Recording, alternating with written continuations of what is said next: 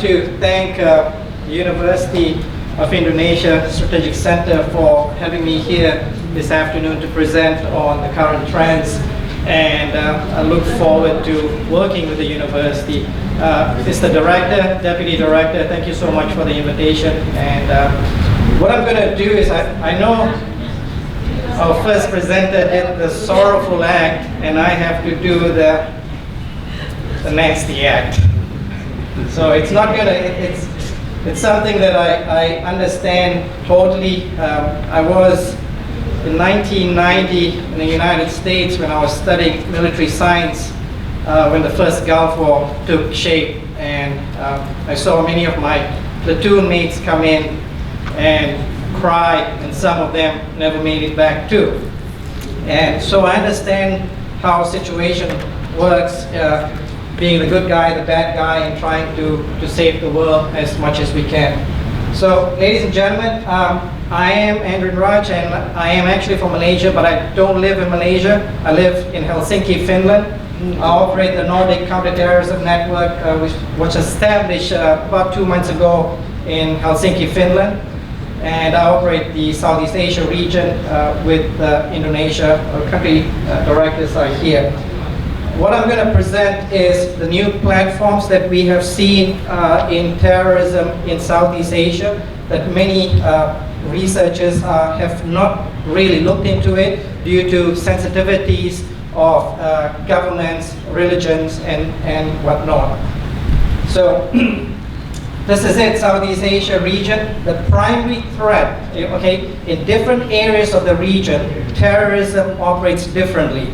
But in Southeast Asia, we need to realize the fact and to take our sentiments away and understand that the primary threat comes from various religious and extremists as well, and separatists for that matter. This is occurring within Southeast Asia, and we see it in southern Thailand, we see it in Philippines, Indonesia, even a little bit in Malaysia and the Kalimantan area. So prior attacks, so religious, radical, and extreme ideology is the basis for terrorism in Southeast Asia.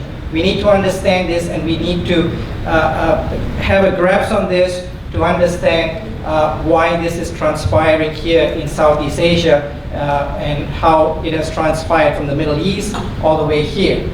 Now, prior attacks in the ICA region include multiple attacks in the Philippines, Thailand, Indonesia, Malaysia, the Bali night bombing, perpetrated attacks in Malaysia that has occurred over the years. So there was the LRT station suicide bomber captured in Malaysia in 2014.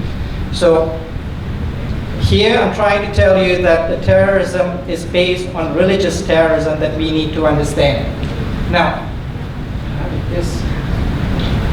a lot of people talked about the root causes of terrorism, and let me show you the explanation of the growth of extremist ideas, and you will see the political factors that are pulling extremist ideas.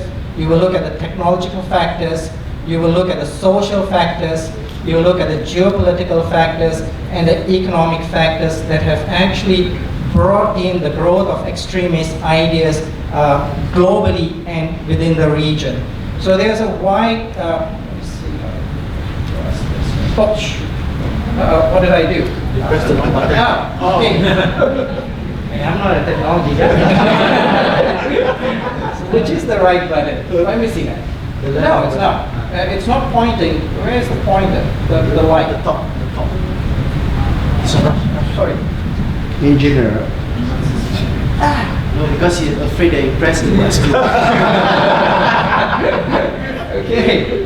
So if you look at it at the very beginning, when all these started, the political factors, you know, authoritarian government, we look at it, the Arab Spring, we look at radical ideas, you know, prison torture, anti-West, anti-US.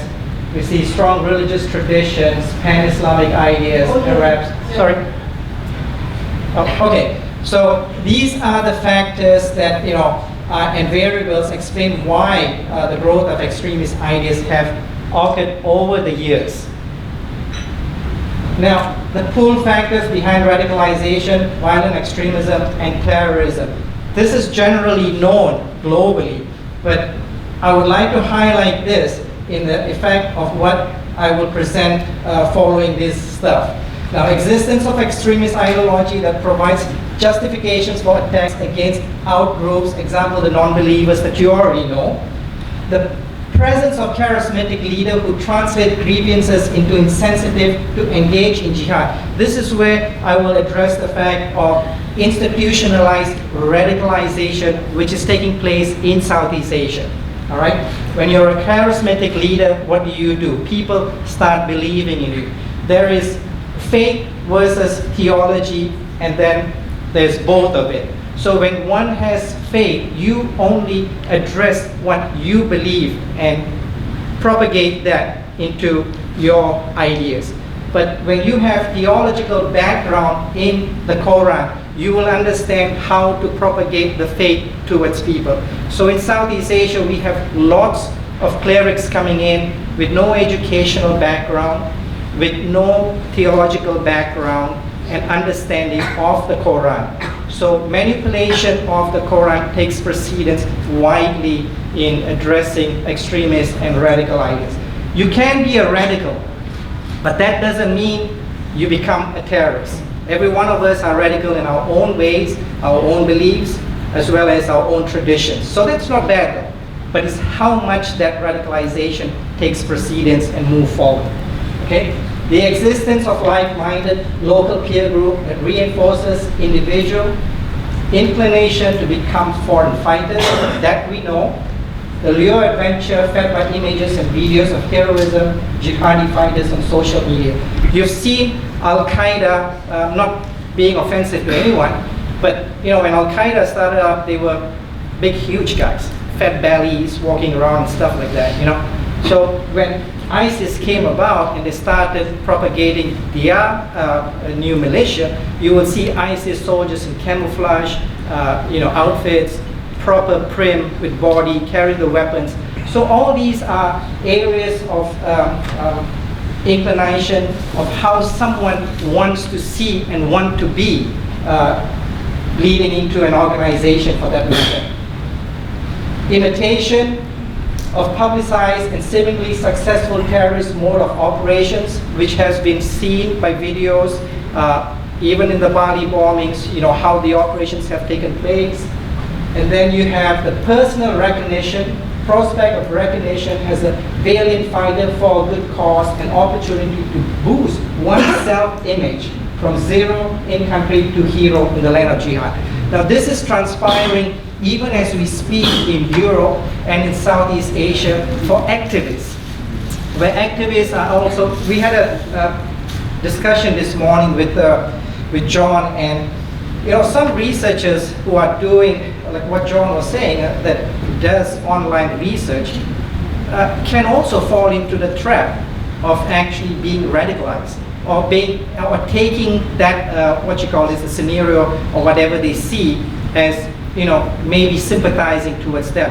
Remember we spoke about that. So we have to understand this. Even researchers in counterterrorism can fall into that perspective, as well as NGOs and activists who are fighting for a cause for refugees, for asylum seekers. Now what a lot of NGOs are not trained in from this point of view is to identify the threats that are being used by certain groups within the refugee groups or the asylum seekers. You may have radicals in the group, but they know how to actually disseminate and get you to assist them. So those who have never had a life meaning, and suddenly you come into being and supporting refugees and doing something, and they make you that you will go out and propagate and fight for their rights. So somebody becomes like, sorry, I'm the hero, I'm doing this for you, but they are kind of using you for their own purpose. So we have to understand how the reverse effects of a psychological change will impact those who are working in the refugee areas, as well as researchers for that matter in radicalization, which there's not so much of research being done on this because everybody is DRAD, assisting refugees and stuff, but not looking on the other aspects that are being transpired. Sorry. And then the promised rewards of earth and afterlife, which is normal. Every religion tells you that. Christianity also promises that. Of course, Islam, Hinduism. So that's normal in all religions that we see. Now, okay, it has been evolving in rapid pace. Now, I don't know what happened to the top. Now, this is what I wanted to say about institutionalized radicalization. Institutional radicalization is growing in Southeast Asia, Malaysia, Indonesia, Philippines to a certain extent. When I say institutional radicalization, the precursors start from schools and public universities.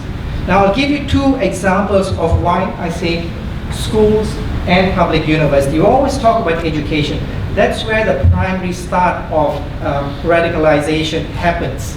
Now, the fact is that I've spoken to an ex-Jemaah Islamiyah operative.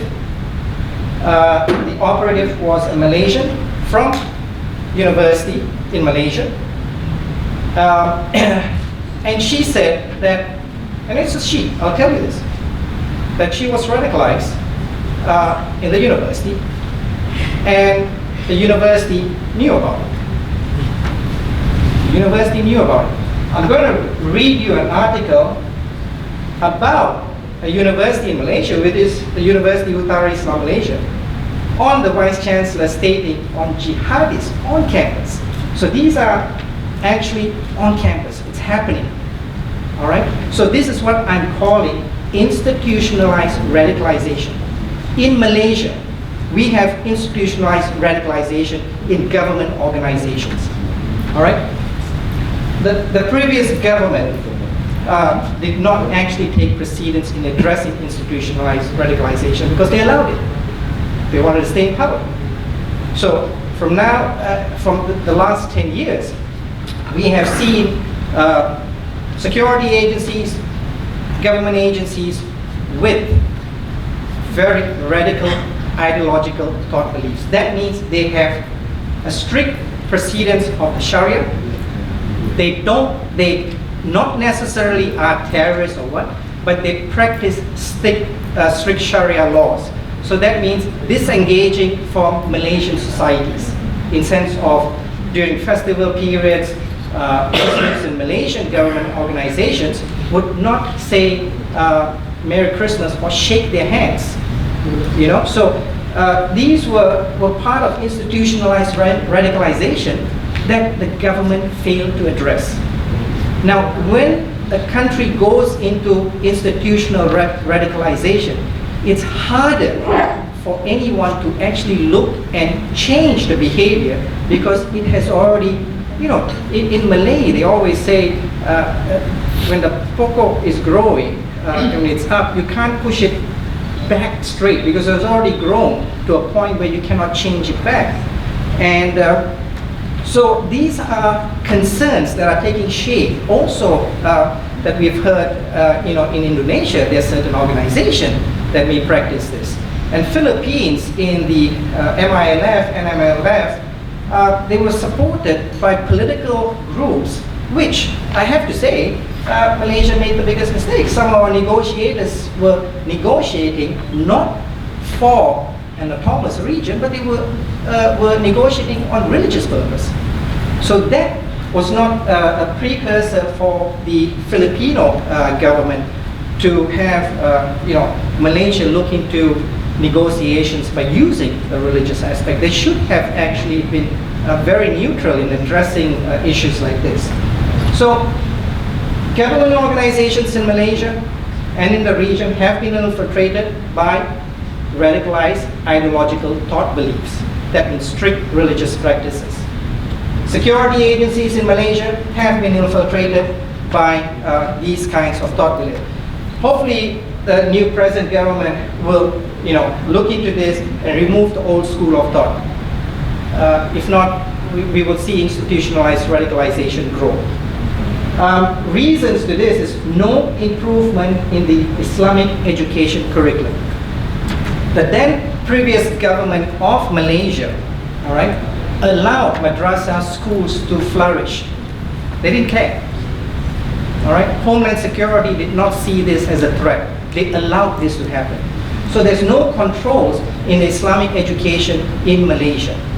So it's like in Indonesia, you have madrasas and everything, which are just springing out of control. And you also will see a lot of collections of money on the streets and stuff like that. Where are all these money going? And how are they actually being monitored? Are people looking into the radicalization of these kinds of groups operating on the roads? So, and then you will see local and foreign missionaries are not certified and do not possess vast knowledge about Islam and the jihad concept. Transpires here. We have free visas.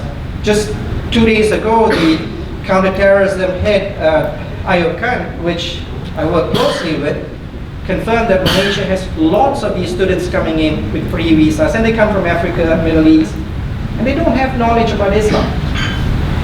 Just because they're charismatic, they grow up in the faith, gives them the right to prophesize the faith of Islam. And no one looks into it. No one addresses it. Because it is Islam and no one should go against it. Everybody just adheres to it. No one dares to say, hey, can we really see your credentials? No one wants to do that because, you know, it's a very sensitive issue, but we need to address this. We need to make sure that the Islam that is being preached is moderate, it's able to identify all sectors instead of alienating certain sectors. So how much time I've got? Oh, no one is being So, lack of controls of radicals and clerics from non-developed countries. We have tons of it coming into the region. Believe me, we have recruitment from an Islamic university in Brunei, which was identified by Brunei intelligence. This was just last year when I was in Malaysia.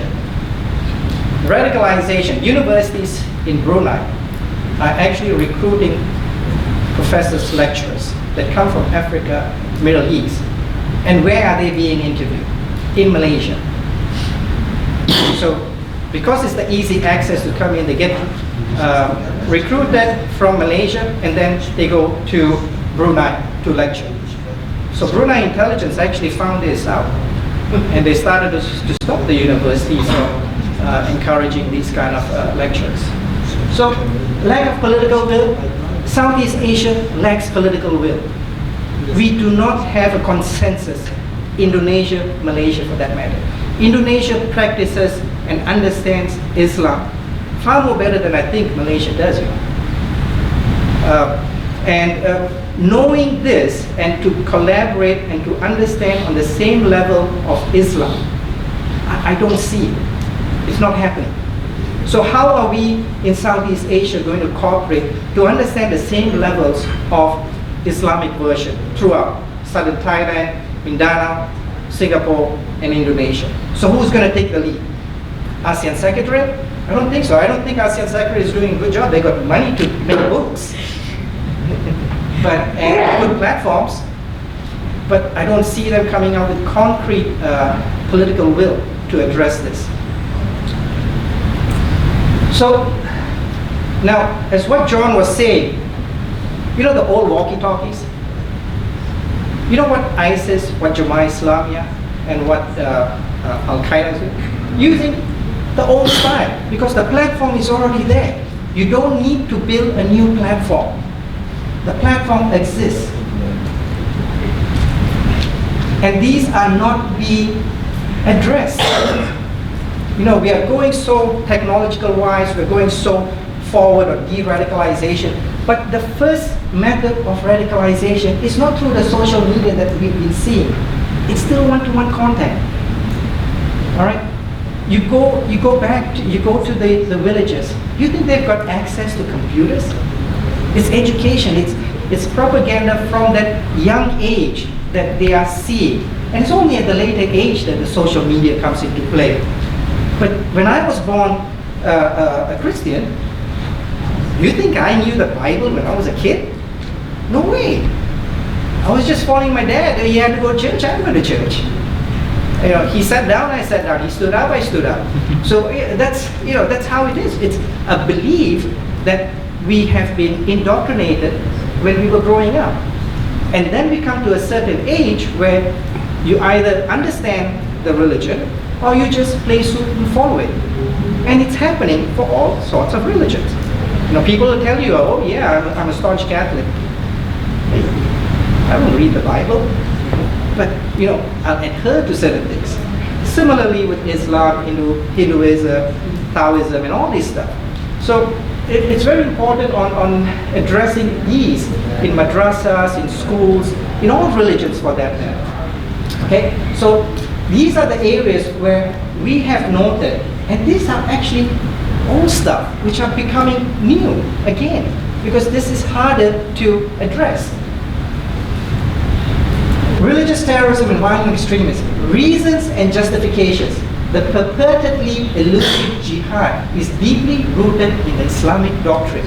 How you interpret it, okay? Sits as an extra denominational belief and enshrined in the teachings. So how do we actually look into this? How do we actually decipher these teachings? It alienates itself from the Sunni school of jurisprudence, which is the Hanafi, Shafi, Maliki, and the Hanbali. Okay? These are how radicals actually think. The root causes of religious terrorism is derived from the Salafi and Takfiri concepts. Now, believes that mainstream Muslims are influenced by men and not pure. This is how the Salafi and the Takfiri. We need to understand that move from moderation towards the predisposition to violent extremism is the equation of Salafi plus the arm of the Takfiri that you get the jihad. Okay? How many of us understand how ISIS or Al-Qaeda or Jamaat Islamiyah is actually using these kinds of avenues to radicalize? We don't. Just because we are Christians or Islam, we should know better? No, they know how to do it.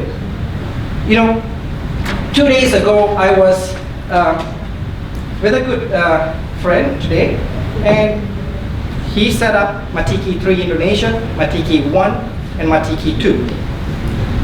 All right? I'm not kidding. He's head of Jamaah Islamiyah Matiki 3. And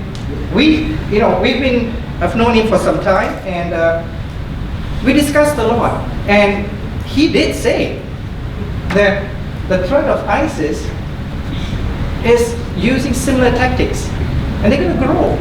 It's going to become bigger than what we thought. So the Hanbali is the strictest and smallest form out of the Sunni jurisprudence, which is mainly practiced in Saudi Arabia, but also in Southeast Asia. So these are the things that we need to identify with terrorist groups operating in the region, and how we can actually understand this religious concept in order to do our DRAN, our CVE, or whatever cause you think is coming. A lot of CVEs are going around. A lot of PVEs are going on. It's a good name, Prevention of violent extremism, countering violent extremism. Everybody comes up with new names and stuff like that. So it's good for funding. It's good for doing things. But are we really looking into the Quran to address this?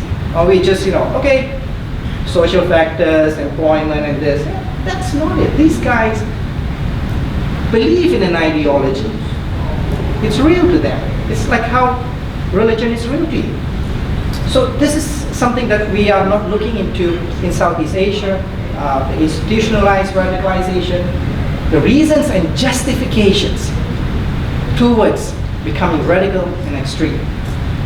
Now, current trends in Asia, lay intellectuals posing as religious thinkers, lots of them happening, lots of them coming in.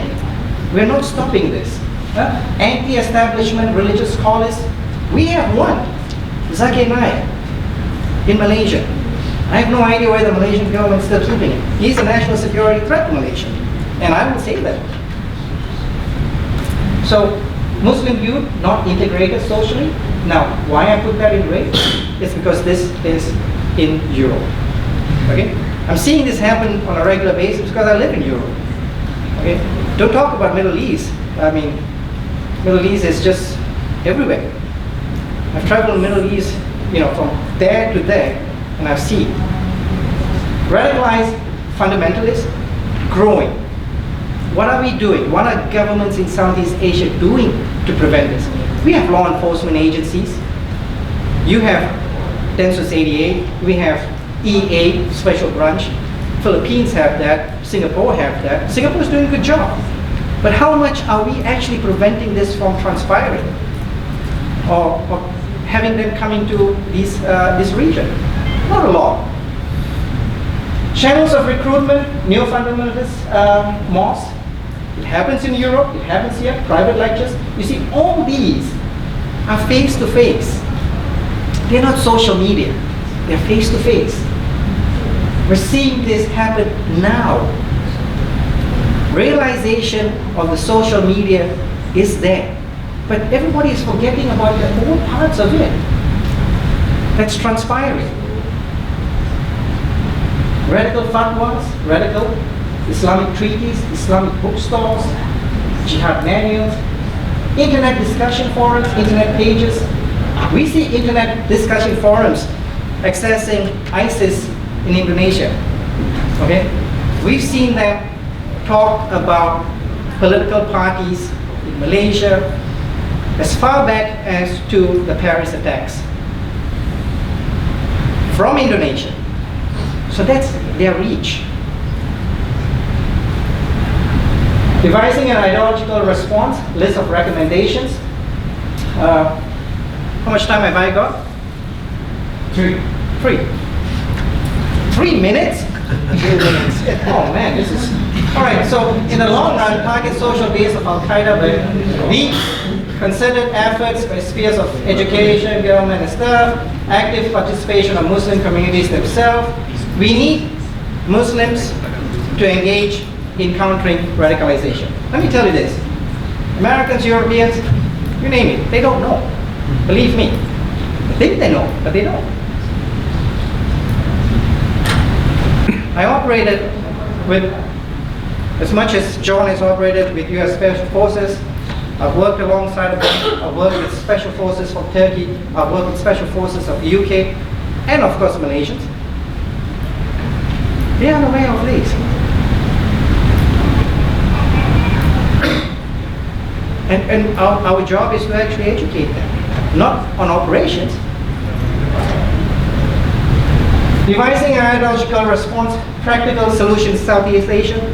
Asians should know better, because we live here.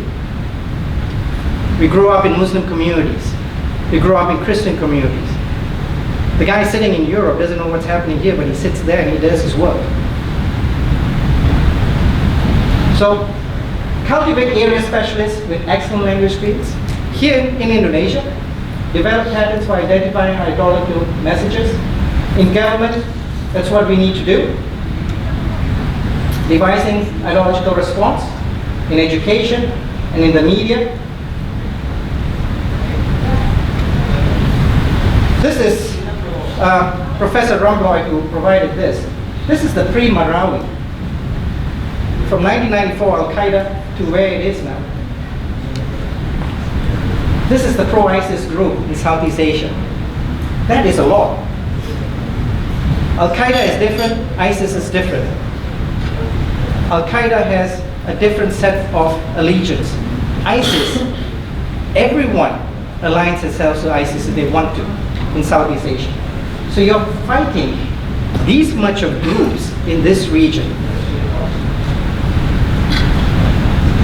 Foreign terrorist fighters, home base. The Caliph is actually the Levant. Why are they moving here now? Why are they going to Philippines? Because Philippines is not the Caliph. So are we addressing that? Institutionalized radicalization, achievements and challenges. This is Southeast Asia. And then we have the ASEAN. And these guys have the funding because they make beautiful books. But whether that information inside actually derives, I don't know. So this is the ASEAN Ministerial Meeting for Transnational Crimes and Counterterrorism for 20 September. And then ASEAN looks forward to full implementation of the ASEAN Plan of Action Combating Transnational Crime 2016-2025. I guarantee you that's not going to happen. Guarantee. Right? Ladies and gentlemen, thank you so much. Remember, institutionalized radicalization. It's not so much social media. Youth radicalization in Southeast Asia is face-to-face. Okay? So we need to understand it. No one wants to do institutionalized radicalization. You know what? Because then you will hurt the government, and then people like me, it's like, okay, we don't want Andrin J.N. to speak anymore because he's against this government. No way! You gotta tell them that they're wrong, and you got to address it in a proper way. Thank you so much. And I hope the chairman will not